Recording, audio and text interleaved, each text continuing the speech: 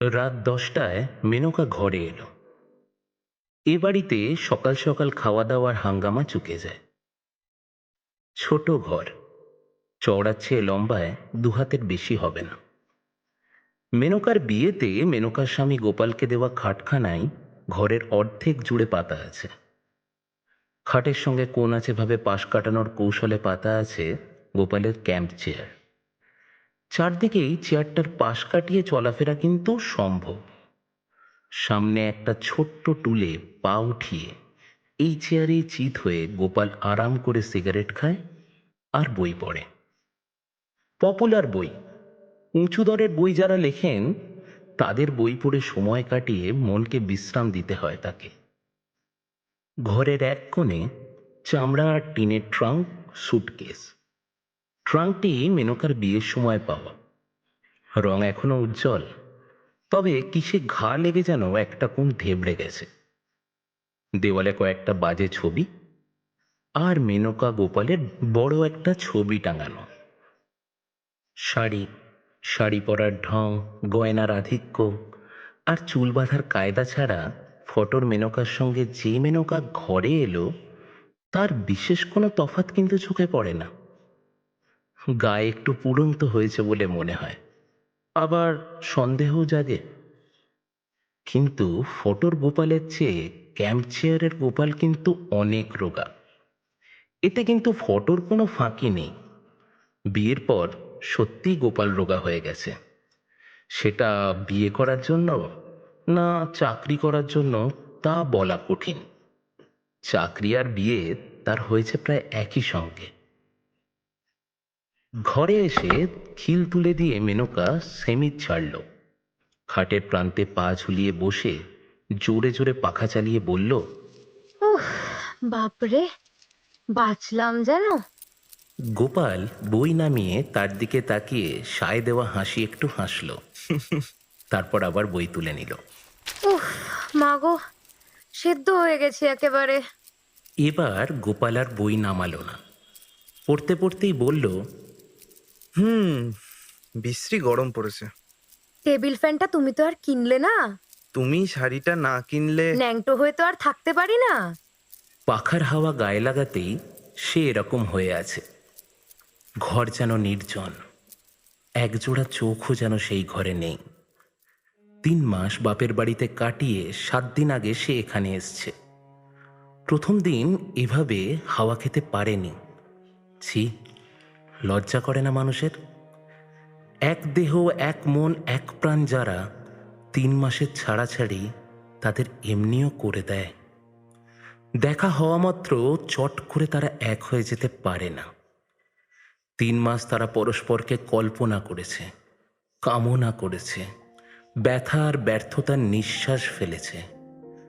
মুক্তির আস্বাদ আর স্বাধীনতার গৌরবে আনন্দ অনুভব করেছে শাস্তির মতো। রাত জেগেছে, আবেগের চাপে সময় সময় দম যেন আটকে এসছে কয়েক মুহূর্তের মতো। কত অভিনব পরিবর্তন ঘটেছে দুজনের মনে। দুজনেরই সেই পরিবর্তন হয়েছে, কিন্তু দেখা হবার পর আবার সেই এক দেহ, এক মন, এক প্রাণ হতে খিল দেওয়া ঘর, একটা রাত, অন্তত আধখানা বা সিকিখানা রাতের সময় লাগে বইকি। যন্ত্রের পার্টস খুলে ফিট করতে সময় লাগে। বিধাতা মিস্ত্রি হলেও কিন্তু সময়টা লাগে। শরীরের ঘাম শুকিয়ে গেলে মেনকা পুবের দুটো পর্দা লাগানো জানলার একটাতে গিয়ে দাঁড়ালো। পাশের একতলা বাড়ির ছাদে জোছনার ছড়াছড়ি। তারপরের তেতলা বাড়ির 7টা জানলা দিয়ে ঘরের আলো বাইরে আসছে। আজকাল কখন সবগুলো জানলার আলো নেভে কে জানে। বিয়ের পর কিছুদিন এ ব্যাপারটা সে জানত। 4টে জানলা অন্ধকার হতো প্রায় 11টায়, 2টো হতো 12টার কাছাকাছি, আর তেতলার কোণের জানলাটা নিভত রাত 1:30-2টোর সময়। ওই ঘরটাতে কে বা কারা থাকে তাই নিয়ে সে কত কল্পনাই করেছে। অন্য সম্ভবপর কল্পনাগুলো তার মনে আমল পেত না। পরীক্ষার পড়া করতে ও ঘরে কাউকে রাত জাগতে দিতে সে রাজি হতো না। তার কেমন বিশ্বাস জন্মে গিয়েছিল যে তেতলার ওই কোণের ঘরটিতে তাদের মতো এক দম্পতি থাকে। বিয়ে যাদের হয়েছে অল্পদিন, তাদের মতো ভালোবাসতে বাসতে কখন যেন রাত 2টো বেজে যায়, ওদেরও খেয়াল থাকে না। তারা অবশ্য আলো নিভিয়ে দেয় অনেক আগেই। বাড়ির ভেতরের দিকে তাদের জানলাটি শুধু ঘন সারশির। ঘরের মধ্যে নজর চলে না, কিন্তু আলো জ্বলছে কিনা তা জানা যায়। ওদের তেতলার কোণের ঘরটাতে হয়তো আলো চালিয়ে রাখার অসুবিধা নেই। বাপের বাড়ি থেকে ফিরে আসবার দিন তারা প্রায় রাত 3টে অবধি জেগেছিল, কিন্তু সেদিন ও বাড়ির জানলার দিকে তাকাতে খেয়াল হয়নি। মেনকা আপন মনে আফসোসের অস্ফুট আওয়াজ করল। সে রাত্রে বড় বাড়াবাড়ি হয়ে গিয়েছিল। এক রাত্রে সব একঘেয়ে হয়ে গেল। বাপের বাড়ি যাওয়ার আগে একটানা 6 মাস একসঙ্গে কাটিয়ে যেমন হয়েছিল। ঘুম আসছিল। আফসোসটা যেন ঘুম কাটানোর বেশি কি যেন করে দিল মেনকার। স্তিমিত চোখের একটু চমক আর পিঠের ঠিক মাঝখানে মৃদু শিরশির। গোপাল মনোযোগ দিয়ে বই পড়ছে। পড়ায় বাধা দিলে সে বড় বিরক্ত হয়। কিছু বলে না যদিও, কিন্তু বিরক্ত হয়। বিছানায় ফিরে গিয়ে মেনকা ইতস্তত করে, যতক্ষণ না তার মনে পড়ে যায় যে বেশি রাত জেগে বই পড়লে গোপালের মাথা গরম হয়ে যায়। ঘুম ভাঙিয়ে তাকে বড় জ্বালাতন করে গোপাল। মনে হয় শান্ত সুবোধ মানুষটা যেন কেমন বদলে গেছে, মদ খেয়েছে। এমন বিশ্রী লাগে মেনকার তখন। এত রাগ হয়, সে কি পালিয়ে যাবে? পরদিন সে কি ঘরে আসবে না? কিংবা দিনের পর দিন সে ঘরে আসবে না? ঘুম ভাঙিয়ে একটা মানুষকে কেন কষ্ট দেওয়া, যার শরীরও ভালো নয়? অথচ সে যদি কোনোদিন দরকারি কথা বলতে মাঝরাতে গোপালের ঘুম ভাঙায়, যেদিন কোনো অজানা কারণে তার নিজের ঘুম আসে না, অথবা হঠাৎ ঘুম ভেঙে মনটা অদ্ভুত রকম খারাপ লাগে আর সমস্ত শরীরটা অস্থির অস্থির করায় ছটফট করতে ইচ্ছা হয়, তখন গোপাল শুধু বলে, উম, কাল শুনবো, সকালে শুনবো সব। তবু যদি সে নিজেকে তার বুকে খুঁজে দেবার চেষ্টা করতে করতে করুণ সুরে বলে, ওগো, ওগো শুনছো? আমার বুকটা না কেমন জ্বালা করছে গো। একটু সোডা খেয়ে নাও না। এই বলে সে পাশ ফিরে বালিশটা আঁকড়ে ঘুমোতে থাকে। তখন মেনকার বুকটা সত্যিই জ্বালা করে। মাসে 6 মাসে একটা রাতে হয়তো ঘুম আসে না, অথবা এভাবে ঘুম ভেঙে যায়, হলোই বা তা অম্বলের জন্য। কিন্তু কথা কইবার একটা লোক সে পাবে না। পাওনা আদরের একটু তার জুটবে না এই ভয়ানক দরকারের সময়ে। ইতস্তত করার কয়েক মিনিটে আবার ঘুমটা ফিরে এসছিল। হাই তুলে মেনকা বলল, কি গো, তুমি শোবে না? এত যে পড়ছো, চোখ তো আবার কটকট করবে কাল। এই তো, এই চ্যাপ্টারটা শেষ করেই শোবো। আর 5 মিনিট আছে। মেনকা শুয়ে চোখ বুঝল। ঘুমে শরীর অবশ হয়ে আসবার আরাম অনুভবের ক্ষমতাটুকু প্রায় ফুরিয়ে এসছে। বই ফেলে টুল ঠেলে চেয়ার সরিয়ে গোপালের উঠবার শব্দে একটু যেন সচেতন হয়ে উঠল। ভয়ে ভয়ে চোখ মেলে একবার গোপালের মুখের দিকে চেয়ে নিশ্চিন্ত হয়ে আবার চোখ বুঝল। গোপালের মাথা গরম হয়নি, ঘুম পেয়েছে। এক নজর তাকালেই মেনকা ওসব সব বুঝতে পারে। গোপালের চোখ মুখে সব চিহ্ন আর সংকেত তার মনের মুখস্থ হয়ে গেছে। আলো নিভিয়ে মেনকার পা মাড়িয়ে গোপাল নিজের জায়গায় শুয়ে পড়ল। মেনকা জড়ানো গলায় শুধল, কালকে তোমার ছুটি না? হুম। দুজনে মিনিট 10 ঘুমিয়েছে। এমন সময় ট্যাক্সি করে বাড়িতে এলো অতিথি। একেবারে পণ নয়, সস্ত্রীক গোপালের ভাইয়ের ভাই রসিক। গত অঘ্রাণে রসিকের বিয়ে হয়েছে। বউকে বাপের বাড়ি রেখে আসবার জন্য আজ 12টার গাড়িতে তারা রওনা হয়েছিল। 6:30টায় কলকাতায় পৌঁছে আবার রাত 9টার গাড়ি ধরবে। কিন্তু অ্যাক্সিডেন্টের জন্য লাইন বন্ধ থাকায় তাদের গাড়ি কলকাতায় এসছে 10টার সময়। এত রাত্রে কোথায় যায়, তাই এখানে চলে এসছে।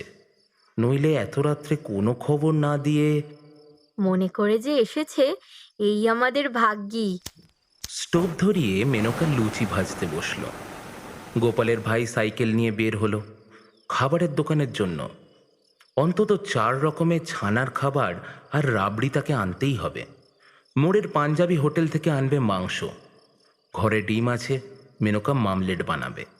বাড়িতে কুটুম এসছে, নতুন বউকে সঙ্গে নিয়ে এসছে। খাওয়া দাওয়ার ব্যবস্থা একটু সমারোহ করা যদি না যায়, তাহলে ছিছিকার পড়ে যাবে। তবে কাল বিকেলে ওদের গাড়ি, দুপুরে ভালো রকম আয়োজন করা যাবে। মাসের শেষে টাকা ফুরিয়ে এসছে বটে, কিন্তু কুটুম বাড়িতে এলে টাকার কথা ভাবলে চলবে কেন?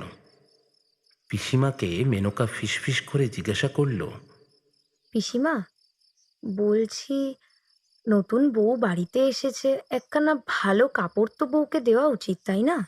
হ্যাঁ, সে তো অবশ্যই। নতুন বউ বলে কথা, কিছু তো দেওয়া উচিত। বাড়িতে হঠাৎ অতিথি আসার উত্তেজনা ছাপিয়ে গোপালের জন্য এবার মেনকার মমতা জাগে। আবার এ মাসে বেচারিকে টাকা ধার করতে হবে। একটা মানুষ খেটে খেটে মরে গেল। ভাই বোন মাসি পিসি সবাই লুটে পুটে তার রোজগার খাচ্ছে। তার ওপর আবার কুটুমের এসে অতিথি হওয়াও চাই। একটা টেবিল ফ্যান কেনার স্বাদ পর্যন্ত বেচারার মেটে না। সেই বা কেমন মানুষ, ঘেমে চেমে অফিস থেকে ফিরলে 10 মিনিট একটু হাওয়া পর্যন্ত করে না তাকে। আজ রাত্রে পাখার বাতাস দিয়ে ওকে ঘুম পাড়িয়ে তবেই সে ঘুমোবে। এক হাতে হাওয়া করবে, অন্য হাতে মাথার চুলে। রসিক খেতে বসলো ঘেরা বারান্দায়। রসিকের বউকে বসানো হলো ঘরে। রসিকের কাছে বসে রইলেন পিসিমা। তার বউয়ের ডাইনে বাঁয়ে গা ঘেঁষে বসল মেনকার 2 ননদ। পরিবেশন করতে করতে মেনকা লক্ষ্য করল, এদিকে ওদিকে নড়ে চড়ে বেড়াতে বেড়াতে গোপাল রসিকের বউকে দেখছে, আগ্রহের সঙ্গে দেখছে। প্রথমে রসিকের বউকে দেখে গোপাল যেন একটু আশ্চর্য হয়ে গিয়েছিল। আলাপ করতে গিয়ে লজ্জায় তাকে কাবু হয়ে পড়তে দেখে যেন একটু আহত হয়েছিল। সহজ একটা ঠাট্টায় তাকে ফিক করে হাসিয়ে কথা বলাতে পারার খুশি যেন তার সীমা ছিল না।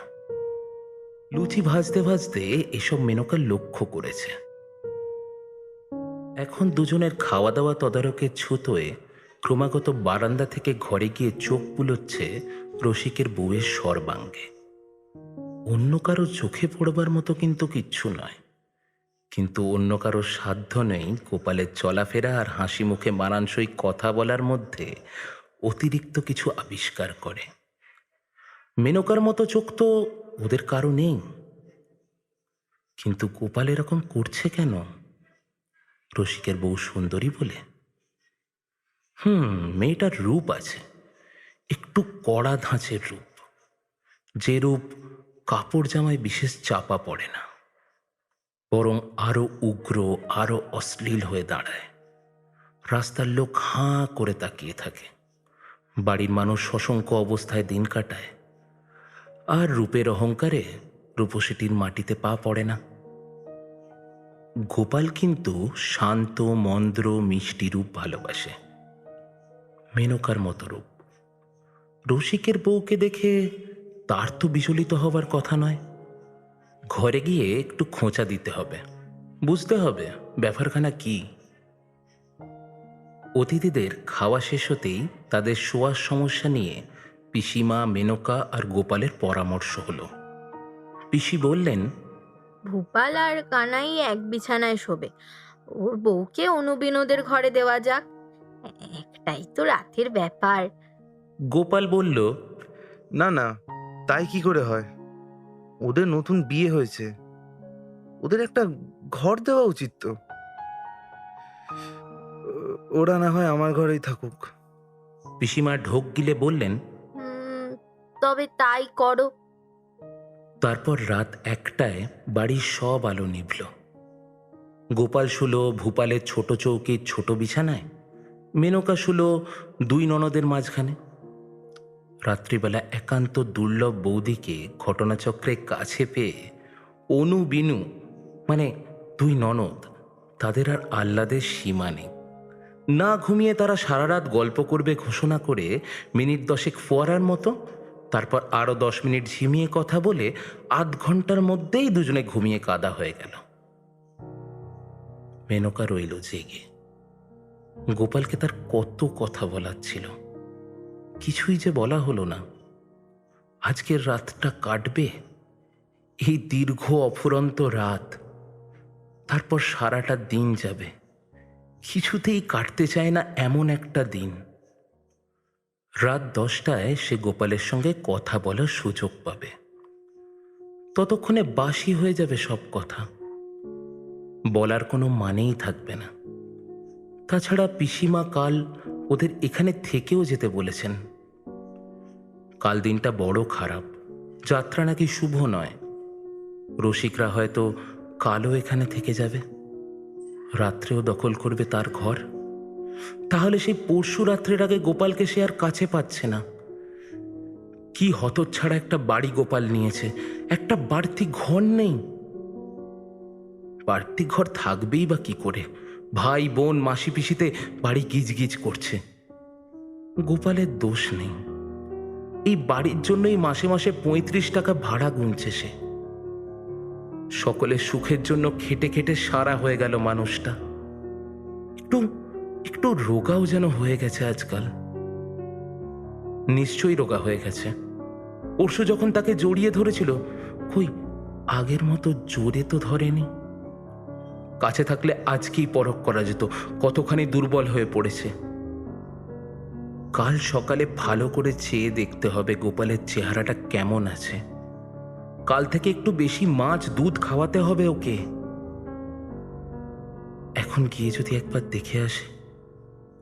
ভূপাল আর কানাই নিশ্চয়ই ঘুমিয়ে পড়েছে, কিন্তু আলোর জ্বালালে যদি ওদের ঘুম ভেঙে যায়, অন্ধকারে গায়ে হাত বুলোতে গেলে গোপাল যদি জেগে যায়।